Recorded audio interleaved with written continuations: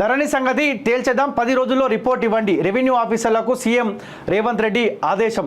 గత ప్రభుత్వం లేని సమస్యలు తెచ్చి రైతులపై మోపింది. ధరణి కోసం అసలు టెండర్ పిలిచిండ్రా? నిర్వహణకు ఎంత చెల్లిస్తున్నారు? బ్యాంకులను ముంచిన కంపెనీతో గత సర్కారు ఒప్పందం చేసుకుని దేంది? భూ సమగ్ర సర్వే కోసం ప్రణాళికలు రెడీ చేయాలని ఆదేశం. ధరణి కోసం తీసుకున్న నిర్ణయాలపై రిపోర్ట్ ఇవ్వాలని సీఎస్కు సూచన. భూ సంబంధిత వివాదాల శాశ్వత పరిష్కారానికి ప్రత్యేక కమిటీలో మంత్రులు, అధికారులు, రెవెన్యూ ఎక్స్పర్ట్స్, రైతు ప్రతినిధులు. సో కేసీఆర్ సారు ఈ ధరణి అనే ఒక దరిద్రమైనది తీసుకొని వచ్చిండు. ఆ ధరణి ద్వారా చాలామంది పేద ప్రజల భూములు మొత్తం అన్యాక్రాంతమైనవి. కొన్ని 10 సంవత్సరాల నుంచి ఆ భూములలో పేద ప్రజలు సాగు చేసుకొని వ్యవసాయం చేసుకుంటూ ఉంటే ఈ ధరణి అనే పోర్టల్ ద్వారా ఎవరైతే గతంలో ఆ భూమి యజమాని ఉంటానో సో ఆ ధరణి పోర్టల్లో ఆ యజమాని పేరు చూస్తున్నప్పుడు ఆ యజమాని వచ్చి ఈ భూమి నాదే అన్నప్పుడు అక్కడ పేద ప్రజల భూములు మొత్తం అన్యాక్రాంతం అయిపోయినాయి.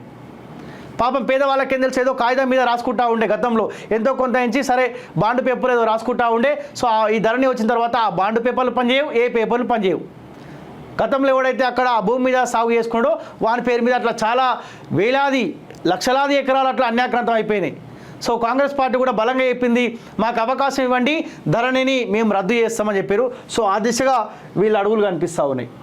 ప్రభుత్వం దగ్గర ఉండాల్సిన ప్రజల భూముల రికార్డులను ధరణి పేరుతో ILFS అనే ప్రైవేట్ కంపెనీ చేతిలో పెట్టడమైంది. రైతుల భూ లావాదేవీలను నిర్వహిస్తున్న ఈ కంపెనీ రూపాయలు 1000 కోట్ల అప్పులు చేసి బ్యాంకులను ముంచింది.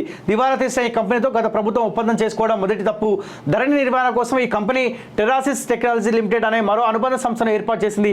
ఇందులో 49% వాటాను 2021 నవంబర్ 25న టెరాసిస్ కంపెనీ ఫిలిప్పీన్స్ దేశానికి చెందిన ఫాల్కన్ కంపెనీకి రూపాయలు 1275 కోట్లకు అమ్ముకుంది. ఏమీ లేని ఒక కంపెనీ వాటాను సగం అమ్మితే రూపాయలు 1000 కోట్లకు పైనే తీసుకున్నారంటే ఆ సంస్థకు ధరణి నుంచి ఎంత సొమ్ము వెళ్తున్నదో అధికారులు లెక్కలు తీర్చాలని చెప్పి సో రేవంత్ రెడ్డి ఆదేశాలు జారీ చేశాడు.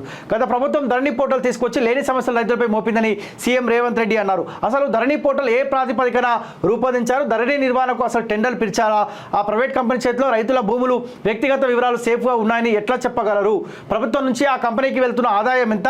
ధరణికి అసలు చట్టబద్ధత ఏమిటి అని ఆయన రెవెన్యూ అధికారులను ప్రశ్నించారు. ధరణి పోర్టల్పై సమగ్ర అధ్యయనం చేసి భూ లావాదేవీల వ్యవహారంపై 10 రోజుల్లో నివేదిక ఇవ్వాలని సీఎం ఆదేశించారు. ఈ రిపోర్ట్ ఆధారంగా ధరణి పోర్టల్ను ఏం చేయాలని దానిపై నిర్ణయం తీసుకుంటామని స్పష్టం చేశారు. రాష్ట్రంలో భూ సంబంధిత వివాదాల శాశ్వత పరిష్కారం కోసం మార్గదర్శకాలను ప్రతిపాదించేందుకు ప్రత్యేక కమిటీని ఏర్పాటు చేయాలన్నారు. భూ సమగ్ర సర్వే నిర్వహించేందుకు ప్రణాళికలు సిద్ధం చేయాలని ఆదేశించారు.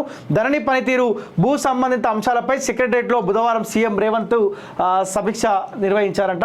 సో ఏదేమైనప్పటికీ ధరణి రద్దు చేస్తే ఏ పేద ప్రజల భూములైతే అన్యాక్రాంతం ఈ ధరణి వల్ల అయినాయో సో అవన్నీ రిటర్న్ ఆ పేద ప్రజలు దక్కేటట్టు కాంగ్రెస్ పార్టీ చూస్తే మీకు జీవితాంతం కాంగ్రెస్ పార్టీకి రైతులు కావచ్చు ఈ ధరణి పోర్టల్ వల్ల ఇబ్బందులు పడ్డ పేద ప్రజలు మొత్తం మీకు అండగా ఉండే అవకాశం ఉంటుంది ఖచ్చితంగా.